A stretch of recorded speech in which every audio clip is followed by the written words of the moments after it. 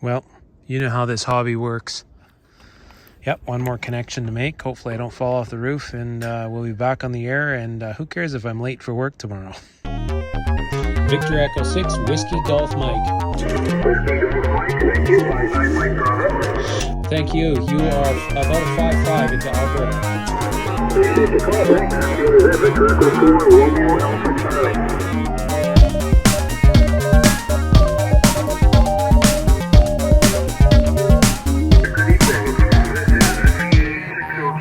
Calling the Alberta Public Service Desk. So I took some time today after work to take the old balun transformer down that we've been playing with here over the last couple of episodes, and we're going to take it into the hobby bench and see if we can play around with it, see exactly what it is this thing does. And I took some time to make a new dipole mount out of some clear acrylic plastic. There's no balun on this thing at all. It's not designed for it. And I have a slight revision to make because I broke the shield off, so I'll probably put a couple of holes in here and then mount the coaxial cable with some zip ties to that to give it a little bit of a strain relief there. Okay, so a little bit of heat shrink and a couple of zip ties, and I think we're good to run this one back up the mast again. Alright, we've got the dipole antenna mount all back together here and fixed in place, and it's time to send it back up the mast.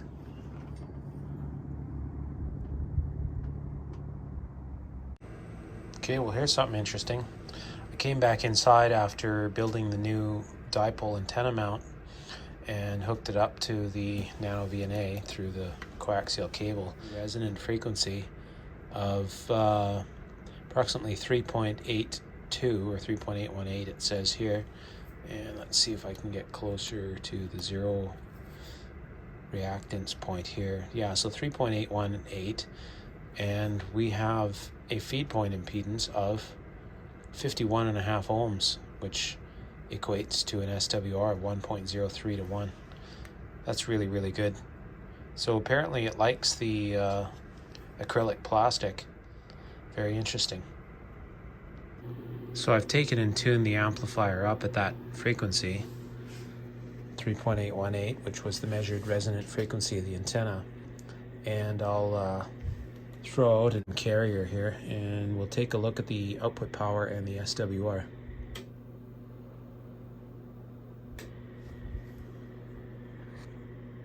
So you can see we're putting out about 400 watts, and the SWR was indeed 1 to 1. Didn't move the needle. So over the past little while, we've been messing around with the DG0SA 1-to-1 current balun. And as you can see on the bench, I've got my signal source, which is a 50 ohm output signal generator, which is equating to the transmitter on your radio. And it's sending signal down the coaxial cable through the balun and into our simulated dipole antenna using two resistors of these are approximately 27 ohms to simulate a 50 ohm dipole antenna. If we were unbalanced, you would see both of the waveforms traveling on top of each other, and what we actually see is the two waveforms like this together. They are 180 degrees out of phase, which indicates that they are in fact balanced. I was trying to use Lenz's law and the dot convention to explain the function, and I was doing it incorrectly. This is not a standard transformer that works on magnetism and flux density to transfer energy from one winding to the next. This is a transmission line transformer, and in order to come close to understanding what's going on here, we're going to have to delve into electromagnetic wave theory. Electromagnetic wave theory.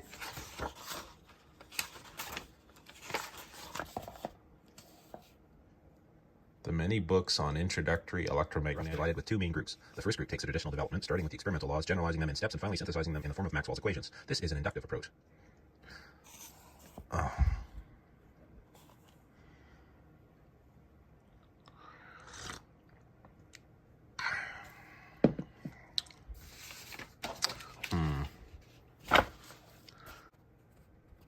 The electric and magnetic fields point purely transverse to the direction of propagation. Such waves are called transverse electromagnetic or TEM waves. If the electric and magnetic fields are zero outside the two plates and uniform between them, then equal and opposite currents flow in the two plates in the z direction.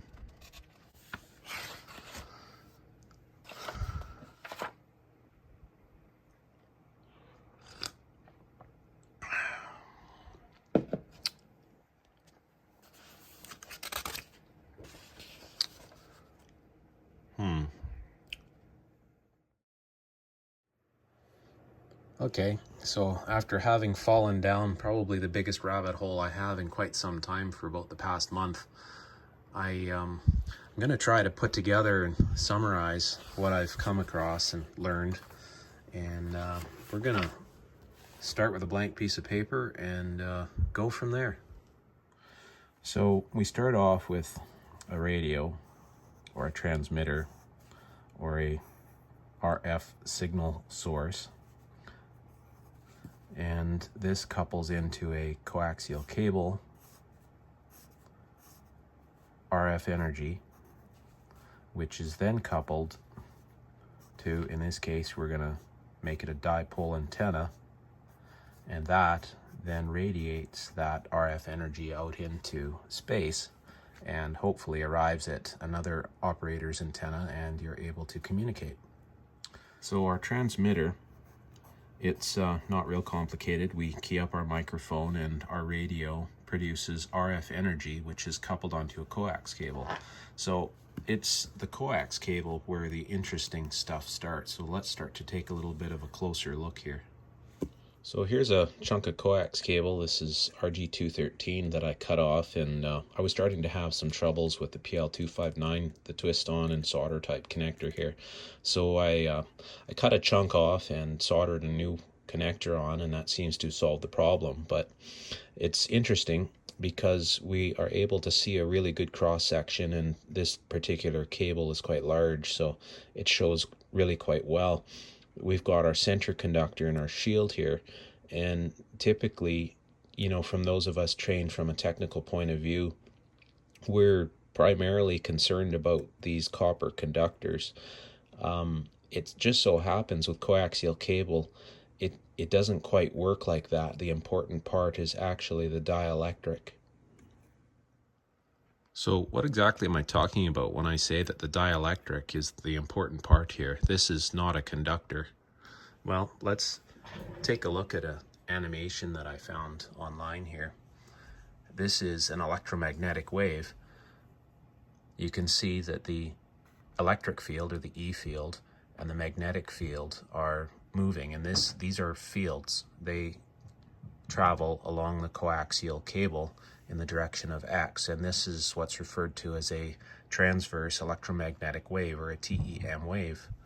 So what we're doing when we key up our radio to transmit is this RF energy is coupled onto the coaxial cable and forms a transverse electromagnetic wave that travels along the coaxial cable. So one of the more interesting reads that I came across was actually produced by the US Army in one of their training manuals. And let's just take a quick look here. It says, the moving field is an electric field in motion and produces a magnetic field. Therefore, an electromagnetic wave travels along the line, and they're talking about a transmission line or a coaxial cable here, because most of the energy is in the electromagnetic wave that it guides from generator to load. A transmission line is actually a waveguide, and it states here again, the foregoing equations indicate that the energy is in the electromagnetic field. So we're not concerned really too much about what's happening in the conductors. It's what's going on in the dielectric that is carrying the energy from one end of the transmission line to the other. So if you can kind of envision that those fields traveling down the coaxial cable, the E field is in this direction and the H field, or the magnetic field, is in this direction here. So this is what we need to envision as we're looking at a coaxial cable in the form of a transmission line. So these two conductors here are guiding, or they contain these fields within the space between the two, and it exists, the energy is propagated along the dielectric, and it exists here. So another thing that's interesting to know is that the E field and the H field that exist here, they cause voltages and currents to flow on the surfaces of the inner conductor and the shield, and they tend to stay on the surface because of something called the skin effect. And this is leading to where we can now have or understand how currents can flow on both the inside and the outside of the coaxial cable. This is its own little world inside the coaxial cable, and the TEM wave that exists here knows nothing of what's on the outside or anywhere else. So I've gone ahead and peeled back a bit of the outer jacket here, and from the RF point of view, this inner part of the shield and the outer part of the shield are two separate conductors. Interestingly, it's the movement of the electric field that causes the magnetic field to exist. So if there's no movement there, then the magnetic field doesn't exist. But with the movement of the electric field, it causes the electromagnetic field then to exist. Let's take a look here. Interestingly, the movement of the electromagnetic field down the dielectric of the coaxial cable or the transmission line causes these densities, charge densities and current densities, to exist on the surface of the center conductor and on the inside of the shield. And this is a good illustration showing that along the conductors, they are not of the same charge density at the same place. They are always varying as the EM field propagates along the transmission line. So in the textbooks, this is where the math starts to get a little bit difficult, is they go through trying to calculate exactly what's happening where, and of course this is not easy math, but for the average amateur radio operator, we're probably not concerned about trying to calculate these sorts of things, but just to be aware of the fact that these concepts exist.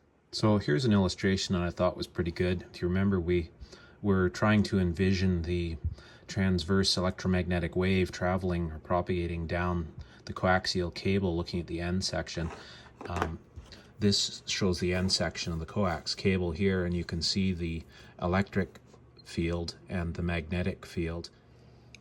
So if you remember back to high school with the right-hand rule, the direction of travel, it's going into the page, and if you wrap your hand around, that's going to show you the direction of the magnetic lines of flux. So when we go take a look at a transformer, how it's wound later on, we'll use that rule to try to figure out how this thing is working. If you've ever tried to go about trying to figure out what baluns do and why we need them, and what common mode and differential mode currents are, there was an article that's been well regarded. W7EL wrote it, and you're probably going to come across diagrams that look like this that try to show the current, the directions of flow in the coaxial cable and whatnot. Well, I've got a nicer version of that here, and we're going to take a look at this. But first, I think it would be good for us to take a look at this last paragraph here in the RF Transmission Lines Army Training Manual. I think it states things pretty well. You're going to notice that we sort of jump from concentrating on the fact that the energy is transmitted along the transmission line as electromagnetic waves in those fields which exists in the dielectric, and that we're not too concerned about what's going on with the currents and voltages along the skins of the conductors. However, this sums it up quite well. It says, despite the fact that the energy is in the electromagnetic waves that the line is guiding, line operation is usually explained in terms of line voltages and currents. This is because it would be difficult to solve complex line problems by field theory, and the voltage and current equations are sufficiently accurate for engineering purposes. So throughout the remainder of this manual, what they're saying is that they want you to understand the concept of how the energy is actually transferred down a transmission line or carried down a transmission line, but that in order for us to analyze these sorts of problems, it's easier to go back to thinking in terms of currents and voltages. So here's a diagram of the piece of coaxial cable, and it's showing the current flows along the conductors, and you'll notice that it shows current flowing along the outside and the inside of the shield. So being an unbalanced feed line, one side of course is connected to ground. This world right in here where the fields, the electromagnetic field exists, the physics of how this works and how the fields interact with these conductors is such that it causes equal and opposite currents to flow, even though this is actually considered an unbalanced feed line. So let's take a look when the TEM wave arrives at the end of the coaxial cable. What is it looking at here? You can see that there's one leg of the dipole antenna, and there's another path down the outside of the coaxial cable. So what this forms is let's take a look here. We're going to look a little bit at Kirchoff's current law, and which basically says is the current going into a node, and we're going to call this the node right here, this common point. The current going in has to equal what's coming out. So let's take a look here. So I2 is the current flowing on the inside of the shield. I3 is going to, so I2 is going to be equal to I3 plus, we're going to call this I4. Okay, so now if we look at this, we've got the current coming in, and we've got some kind of an impedance along this path and some kind of an impedance along this path. So we're going to call this Z4, and we're going to call this Z3.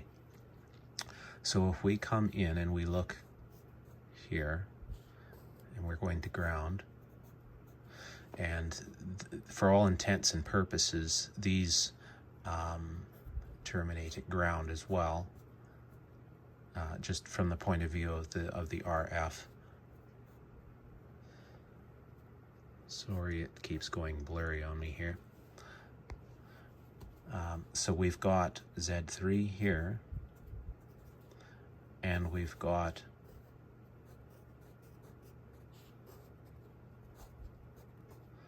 Z4 here. So we've got two circuits in parallel. And so what's going to happen when the current I2 finds two paths, it's going to travel along each one of them. Now let's presume that this is this dipole is 50 ohms characteristic impedance, and we're going to say that the two legs, the impedance, so this will be 25 ohms and 25 ohms, and just for the sake of simplicity, we're going to call this one 25 as well, and we're going to say that this is seeing a 25 ohm impedance at this point. So if we have 25 ohms here and 25 ohms here, this is going to be exactly half. Each one of these will be exactly half of the input current. So if we have, let's say, 1 amp of RF coming in, the other two are going to see half an amp equally. So what this really means is that it doesn't really matter how well matched the antenna is to your feed line or how well balanced the dipole antenna is.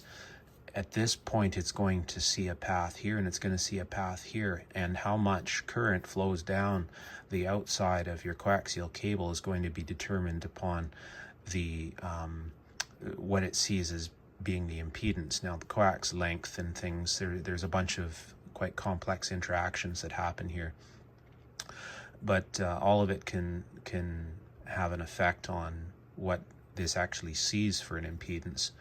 But I think the important concept here is that it doesn't really matter what you do here. If there's no way of stopping this current from coming back down the outside of the coax, there's always going to be something happening here. So why is this bad? Well, this current that flows along here will cause unwanted radiation from the outside of the coaxial cable, which then becomes part of the antenna. So it's going to cause unexpected behaviors with regards to the radiation pattern of the antenna, and it makes it a lot easier to cause interference within maybe your house, or we'll have RF coming back down into the shack. Two is the fact that this world within the coaxial cable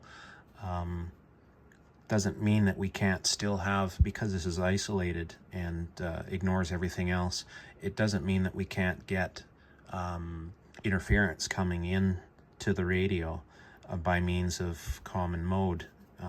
So the outside of the coaxial cable is subject to that type of radiation, and these currents, common mode currents, can be induced by outside sources and cause interference problems in the shack as well. And so I guess this leads to the next question, which would be what would be a good strategy to try to eliminate these currents from being able to exist on the outside of the coax shield.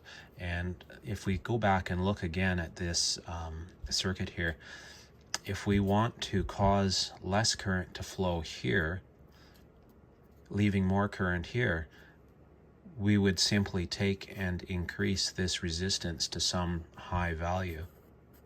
And one way of doing that is by installing a common mode choke right here in the circuit between the coaxial cable and the antenna, so that the choke will then present a high impedance to common mode currents and a low impedance to the differential mode signals that exist due to the EM wave traveling, the TEM wave traveling up the coaxial cable. We want to try and have these currents in each leg of the dipole antenna balanced and equal, so that there is nothing coming down the outside of the coaxial cable. So if we take and make this many times greater than this one, then there's going to be very little current flowing here, and everything is going to come down this leg here, which is where we want it, up on the antenna. So now we come upon the subject of the common mode choke, or the current balun, whichever you wish to use for terms. So we're going to draw one here, and we're going to make this our signal source, which is on this end tied to ground. The coaxial cable is here, and this then goes out to our antenna. So how does this work? Well, as long as these currents flowing here are equal and opposite, there is no net magnetic field present here. I guess I should draw the toroid as well, the core of this device here. So as long as these are equal and opposite, there's no net magnetic field and there's no choking action. But if there is an unbalance here and there is common mode, So current tries to flow in this direction. They generate a magnetic field. Oh, remember the coaxial cable, the field that's in there is self-contained, and it remains that way through here. This is actually called a transmission line transformer, and it remains contained so long as these currents are equal and opposite balanced. So the moment we start to have a current flowing in the opposite direction of where it needs to go, it's unbalanced, and a magnetic field then becomes present around the wire, which interacts with the core. This then forms basically a big inductor, and it produces a very high impedance, or an opposition to this current flowing in the opposite way. So I've taken and built here, this is a fairly common style of common mode choke, and it's wound out of RG58 around a type 43 core. And let's take the right hand rule and look at this thing and see if we can figure out what's going on here. So in this case, this is the input. So our current is flowing this direction, which means that the magnetic field is going to be pointing this way. We go around the windings here, and then it loops around and comes this way. So again, let's take a look at this here. It comes around here, and the current is flowing this direction, so the magnetic field is pointing this way. So those common mode currents that are traveling along the outside of this shield, they're all forming magnetic lines of flux that are equal. They are going the same direction, and so this forms an inductor which presents a very high impedance to that current that's flowing on the outside of the coaxial cable. So in this way, this chokes off that unwanted common mode current. Here's another type of common mode choke. This is what's referred to as a DG0SA type current balun, and it's named after its inventor. It seems to work quite well also. Actually, both of these types work fairly well. This one's a bit harder to build because it's bifilar wound, and it uses a special kind of wire that's PTFE to take the high voltages if you're running any kind of power. It needs to be the correct dimensions to ensure that you have the right characteristic impedance.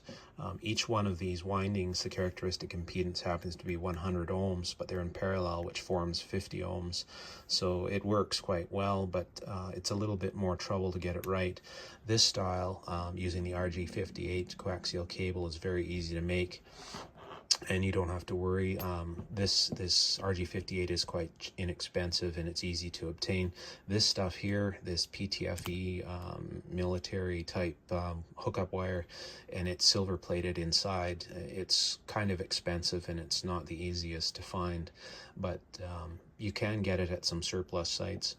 Anyway, I'm going to post in the show notes a couple of places where you can find construction videos or information on how to build either of these types of current baluns, and hopefully everything that we've gone through here, I've tried to put about a month's worth of reading and textbooks and a lot of hanging my head and coffee. I've taken and compressed that all down into a few minutes in a video, and I hope that this helps to clarify what's going on here and why we need a balun or a common mode choke here. And like I said, it doesn't really matter how well this is balanced or how well matched these are. Just the way this works is there's always going to be a current here. So I think after everything I've learned here now, I've realized that you pretty much always need to have a balun here if you're running a dipole antenna. I know that it was common belief that you don't really need one as long as your dipole is well tuned and everything is working well. You don't really need one. You're not going to have to worry about it. And that, in fact, that's how I have my dipole antenna set up outside right now. There's no balun on it, and it works quite well. But I have noticed some symptoms, such as my coffee grinder turning on mysteriously when I key up, which suggests to me that perhaps I am getting RF back down into the house. So I'm going to go ahead and install a balun back onto the antenna outside now that I know what I know, and we'll see if that helps to keep the RF out of my shack. Well, that's all I have for you for this video. Hopefully it's helped with some understanding of some complex topics. And I'm going to turn up the radio and take a listen and see if there's any propagation. It looks pretty light on 20 meters. Until next time, 7-3, this is Victor Echo 6, Whiskey Golf Mike.